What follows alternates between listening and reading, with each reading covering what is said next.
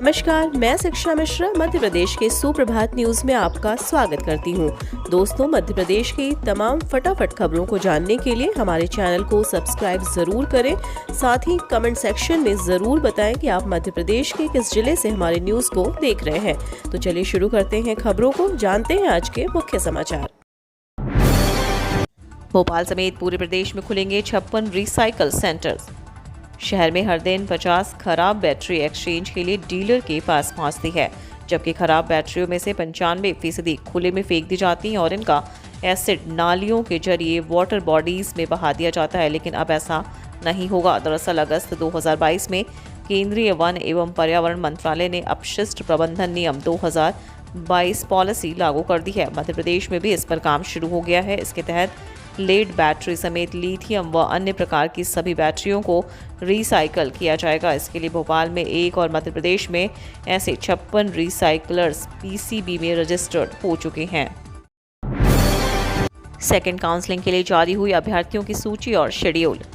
मध्य प्रदेश में शिक्षक भर्ती को लेकर प्रक्रिया तेज है। लगातार इस मामले में तेजी से कार्य किया जा रहा है। वहीं MPESB, MPTET वर्ग 1 डॉक्यूमेंट वेरिफिकेशन से लेकर रजिस्ट्रेशन और काउंसलिंग के लिए टाइम टेबल की घोषणा कर दी गई है। कुल 18,000 से अधिक पदों पर शिक्षकों की भर्ती होनी है, जिसमें वर्ग 1 और 2 परीक्षा के परिणाम के तहत उच्च माध्यमिक शिक्षकों की भर्ती की जाएगी। जबलपुर डुमना एयरपोर्ट पर विमानों की लैंडिंग का झंझट खत्म। डुमना एयरपोर्ट में शनिवार को यात्री सुविधा में विस्तार हुआ। विमान की पार्किंग के लिए 8 एप्रन की सुविधा शुरू हो गई। पहले दिन इंदौर से जबलपुर पहुंचे इंडिगो के विमान को एप्रन में खड़ा किया गया। इस दौरान यात्रियों का एयरपोर्ट प्रबंधन ने फूल मालाओं से स्वागत किया। विमान को भी सलामी देने के लिए वाटर कैनन से पानी छोड़ा गया। अभी तक एयरपोर्ट पर एक समय पर 2 विमान खड़े होने पर तीसरे विमान को हवा में चक्कर नहीं लगाना पड़ता था। अब एक साथ 8 विमान लैंड करने की सुविधा मिल गई है। राशन कार्ड धारकों के लिए बड़ी अपडेट, मिलेगा अतिरिक्त राशन का लाभ।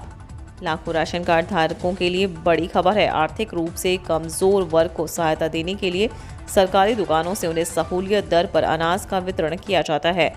वैसे राशन कार्ड धारक जो योजना का लाभ नहीं ले रहे हैं, उनके राशन कार्ड को निरस्त किया जा सकता है। दरअसल हितग्राही द्वारा राशन योजना का लाभ नहीं लेने पर उनके हिस्से के अनाज बच जाते हैं, जिनकी बिक्री बाहर होती है। वहीं ज़रूरतमंदों के हिस्से का अनाज खुले बाजार में बेचने को अपराध की श्रेणी में रखा गया है। ऐसे में दुकानदारों पर काला बाजारी के साथ ही उनके लाइसेंस रद्द करने का प्रावधान है। सामान खरीदने के बाद बिल लेने वालों को पुरस्कृत करेगी मध्य प्रदेश सरकार। मध्य प्रदेश में जीएसटी के अंतर्गत पंजीकृत विक्रेताओं से माल या सेवा के साथ बिल लेने वाले क्रेता उपभोक्ताओं को भी अब राज्य सरकार पुरस्कृत करेगी। मध्य प्रदेश बिल संग्रहण एवं पुरस्कार योजना के अंतर्गत पुरस्कार की 4 श्रेणियां निर्धारित की गई हैं। राज्य के वाणिज्यिक कर विभाग ने राजस्व संग्रहण में योगदान के उद्देश्य से योजना में क्रय विक्रय के बिल संग्रहण पर पुरस्कार निर्धारित किए हैं। प्रत्येक 6 माह में कुल 12 क्रेताओं उपभोक्ताओं का कंप्यूटराइज्ड लॉटरी सिस्टम से निर्धारण किया जाएगा। एडमिट कार्ड जारी, 14 नवंबर से शुरू होगी परीक्षा। Staff selection commission Madhya Pradesh क्षेत्र ने अपनी वेबसाइट यानी sscmpr.org पर जूनियर इंजीनियर के पद के लिए ऑनलाइन एडमिट कार्ड जारी किए। SSC JE परीक्षा 14 नवंबर से 16 नवंबर 2022 तक आयोजित की जाएगी। उम्मीदवार SSCMPR एडमिट कार्ड वेबसाइट पर जाकर या SSCMPR JE admit card link के माध्यम से डाउनलोड कर सकते हैं। उज्जैन के महाकाल मंदिर में भक्तों को जल्द मिलेगा रेजर पेमेंट की सुविधा। विश्व प्रसिद्ध ज्योतिर्लिंग महाकाल मंदिर में समिति भक्तों की सुविधा के लिए ICICI बैंक के माध्यम से रेजर पेमेंट सुविधा शुरू करने जा रही है। नई सुविधा शुरू होने के बाद भस्म आरती दर्शन की ऑनलाइन बुकिंग कराने वाले भक्तों को सबसे अधिक सुविधा होगी। वजह कई बार ऑनलाइन बुकिंग कराने पर दर्शनार्थी के खाते से राशि कट जाती है और उन्हें अनुमति नहीं मिल पाती है। इसके बाद दर्शनार्थी रुपए वापसी के लिए मंदिर कार्यालय के चक्कर लगाते हैं। नई सुविधा शुरू होने के बाद भक्तों को तत्काल राशि रिफंड हो जाएगी। 354 टैक्स सखियों ने 8 महीने में वसूला 3.75 करोड़ रुपए कर। जिला पंचायत भोपाल की ग्राम पंचायतों में विकास और रोजगार को बढ़ावा देने के लिए टैक्स वसूली का काम शुरू किया गया है। इसके तहत स्व सहायता समूह के तहत महिलाओं को प्रशिक्षण देने के बाद टैक्स वसूली में लगाया गया है। जिले की 222 पंचायतों में कुल 354 टैक्स सखियां संपत्ति कर, स्वच्छता कर, व्यावसायिक कर और जल कर वसूली का काम कर रही हैं। इन्होंने मार्च से लेकर अक्टूबर तक पिछले वित्तीय वर्ष 2021-22 का 187 ग्राम पंचायतों से कुल 3 करोड़ 75 लाख रुपए कर वसूल किया है। भारतीय जनता युवा मोर्चा का 2 दिवसीय प्रशिक्षण वर्ग प्रारंभ। मिशन 2023 के लिए बीजेपी और कांग्रेस दोनों ने ही कमर कस ली है। दोनों ही पार्टियां मानती हैं कि आगामी विधानसभा चुनाव में युवाओं की अहम भूमिका होने वाली है। इसलिए एक तरफ सत्ता पक्ष जहां रोजगार के अहम मुद्दों पर जोर दे रही है, वहीं कांग्रेस भी युवाओं से भ्रष्टाचार और बेरोजगारी जैसे मुद्दों पर सामने आने का आह्वान कर रही है। युवाओं को जोड़ने के लिए कड़ी में कल से सीवनी में भारतीय जनता युवा मोर्चा का 2 दिवसीय प्रदेश प्रशिक्षण वर्ग का आगाज हुआ। इस प्रशिक्षण वर्ग में प्रदेश भर के लगभग 250 से अधिक भारतीय जनता युवा मोर्चा पदाधिकारी शामिल हो रहे हैं। एमपी में 7 नवंबर से हल्की ठंड पड़ेगी, 2 दिन सताएगी गर्मी, 8 नवंबर को बारिश की संभावना। मध्य प्रदेश में एक बार फिर मौसम बदल गया है। हल्की ठंड के बाद मौसम में हल्की गर्मी महसूस हुई तो पारा कई इलाकों में 4 डिग्री तक चढ़ गया। भोपाल और इंदौर समेत अधिकांश शहरों में दिन का पारा रात से 2 गुना यानी डबल हो गया।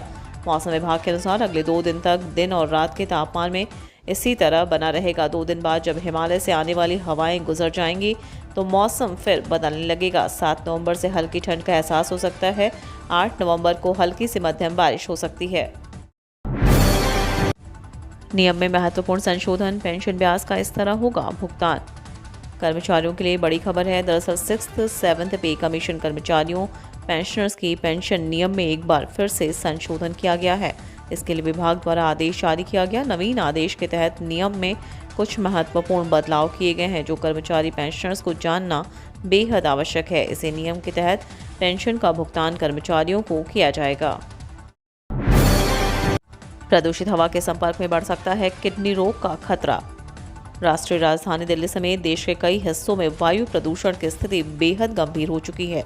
इस बीच एक नए अध्ययन में शोधार्थियों ने जताया है कि लंबे समय तक प्रदूषित वायु में रहने से किडनी रोग का खतरा बढ़ सकता है। अमेरिका के फ्लोरिडा प्रांत में 1 से 6 नवंबर तक आयोजित ASN किडनी वीक 2022 में प्रस्तुत शोध निष्कर्ष में वैज्ञानिकों का दावा है कि लगातार प्रदूषित वायु में रहने वालों में किडनी रोग के विकास का खतरा उन लोगों से भी ज़्यादा होता है जो आनुवंशिक रूप से इस बीमारी के प्रति संवेदनशील होते हैं। जिम्बाब्वे के खिलाफ 6 साल बाद T20 खेलेगा भारत। भारत और जिम्बाब्वे के बीच T20 वर्ल्ड कप का 42वां मुकाबला मेलबर्न में आज खेला जाएगा। ये सुपर 12 राउंड का आखिरी मैच होगा। दोनों टीमें T20 वर्ल्ड कप के इतिहास में पहली बार आमने सामने होंगी। एक तरफ भारतीय टीम इस समय शानदार फॉर्म में चल रही है, दूसरी ओर जिम्बाब्वे उलटफेर करने में माहिर है। ऐसे में टीम इंडिया को उसके खिलाफ सावधान रहना पड़ेगा। भारतीय टीम 4 मैच में 3 जीत के साथ अंक तालिका में शीर्ष पर है। उसे सेमीफाइनल में पहुंचने के लिए 1 जीत की तलाश है। अगर टीम इंडिया का यह मुकाबला बारिश के कारण रद्द भी हो जाता है तो 7 अंकों के साथ वह आगे बढ़ जाएगी। मोटी कमाई करने का सुनहरा मौका, अगले हफ्ते खुलेंगे 4 बड़ी कंपनियों के IPO।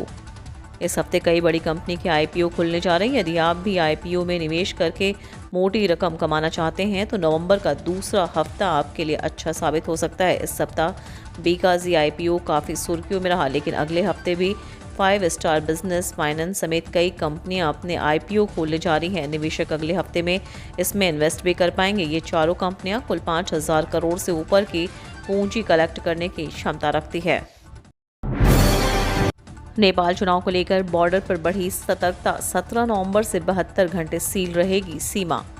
नेपाल में आगामी 20 नवंबर को होने वाले राज्य और प्रतिनिधि सभा के चुनाव को मद्देनजर रखते हुए सीमा पर चौकसी बढ़ा दी गई है। आगामी 17 नवंबर की रात 12 बजे से 72 घंटे के लिए सीमा सील रहेगी। दोनों देशों के आला अधिकारियों ने शनिवार को हुई बैठक में ये निर्णय लिया। इसमें सकुशल चुनाव कराने को लेकर अराजक तत्वों पर निगरानी रखने के लिए सीमा पर अतिरिक्त सुरक्षा बरतने का निर्णय लिया गया है।